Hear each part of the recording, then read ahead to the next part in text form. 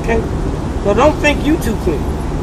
Every time we buy bread or food for the children, we feed into this vicious bank.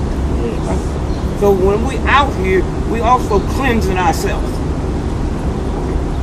We'll win this. Remember, she needs us because she's at the point of death. And so just keep coming. Rain, snow, whatever, we'll win it. And how many other people is laying up in jails needing help? And we got to stay here and stay here, not with bitterness or meanness or nastiness. That's not what's going to get her out of there. It's when someone else other than these thugs that handle the federal business. Obama don't know nothing about it. They keep him out the loop. He don't even know that bin Laden was killed in 02. Exactly. Okay? There's people out here that know that, and we don't have the stuff the president has. And so again, I just say, after you leave here today, just keep that spirit and know that we've had victories. You got the right wingers talking about guns, guns, guns. I keep telling them, Hitler had guns, look what happened to him. If you think a gun is all you need. Napoleon had the mightiest army in the world at the time and went to Haiti where they didn't have no guns and got beat. Okay? What happened to us in Vietnam? A little old general that all the military minds had heard of, but most of the people hadn't. And he wrote a book 35 years ago we got there called People's War, People's Army. And he said, give me an army that's willing to die, and I will kill any army that's willing to kill. It's never been about killing. It's never been about evilness. We live in a country that killed Malcolm X, didn't put him on a stamp. But think you cannot crush it. When they killed Martin Luther King, he was the most hated man in the world. How did that happen? The American press, in the power. And as we stand here now, he's one of the most beloved people on the planet. So they don't control nothing but their own fear. And as long as they can scare people, they can go from one day to another terrorizing people. So again, I just say thank you and stay well, take care of yourself, because we're different type of soldiers. We the type that can't get sick. If these cops over here fainted, all ambulance in the world be here. You think they're coming for us? Well, you got to stay well. And as long as we're going to be out here in this heat, please drink a lot of water. The number 2 cause of death in America, not cancer, heart, or sugar diabetes, is dehydration. Sure. Dehydration. So just take care of your body, take care of your mind, and just be in love with yourself. And you see a whole lot of things change real soon. Thank you. Bless you. Thank you. I want to tell you a story about Free Lynne Stewart.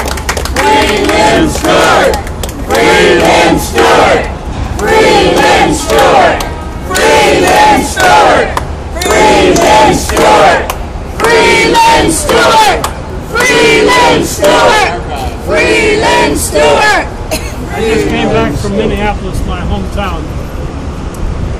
There was a man in the Senate who said no to the invasion of Iraq. His name was Paul Wellstone.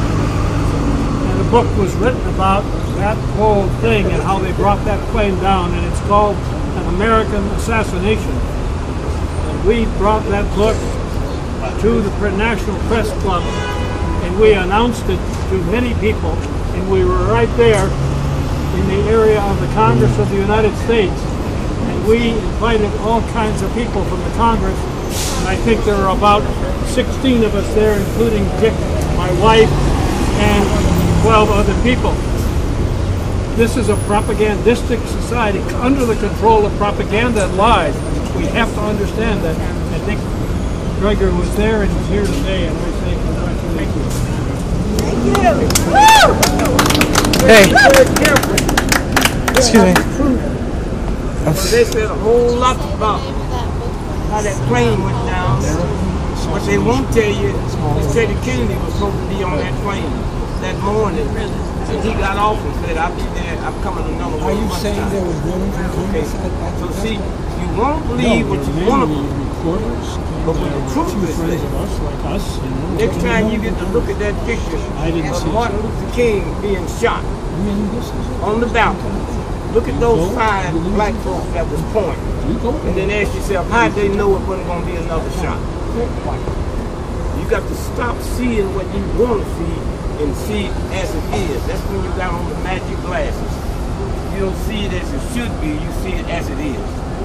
And somewhere.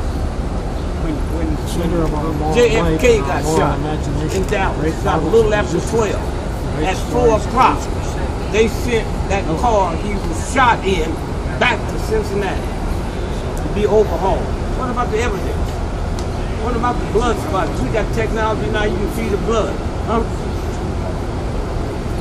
To this day, they have not found Kennedy's brain. That don't bother you?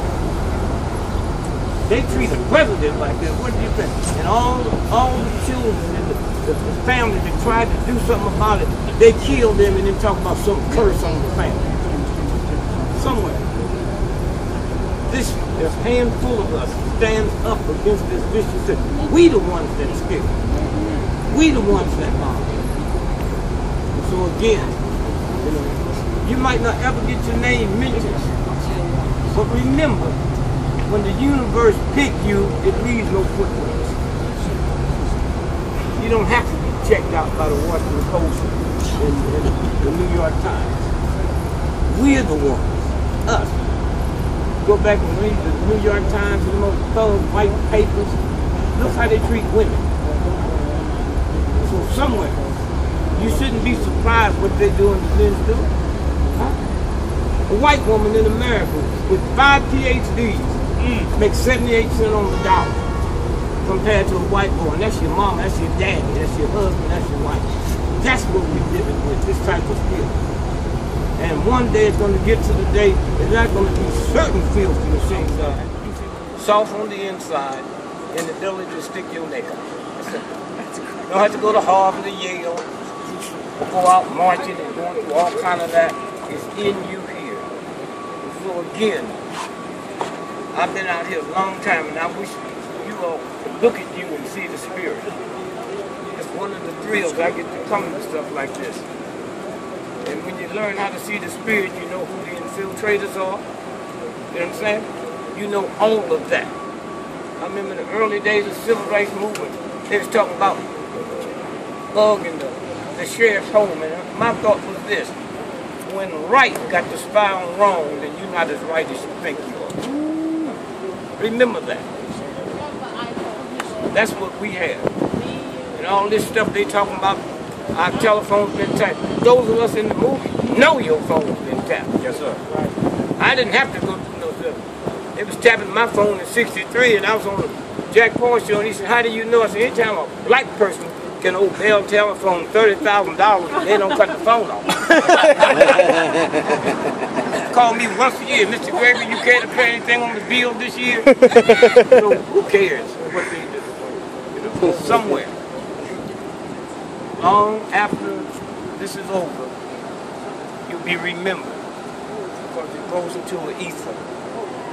People behind you, they don't read what people tell them to read and hide the rest. They read it all. And so again, I say thank you.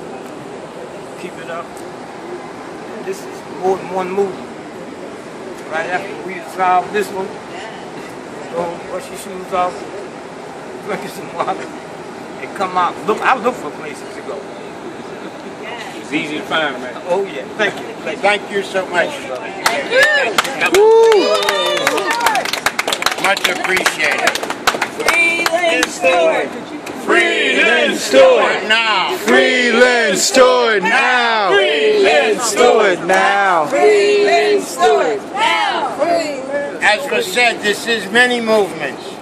And next we have somebody who knows what time it is, knows what to do about it, and has been doing it. We all know her name, we all know her actions. Sarah Flounders, would you like to come and say a few words for us around the support of Lynne Stewart?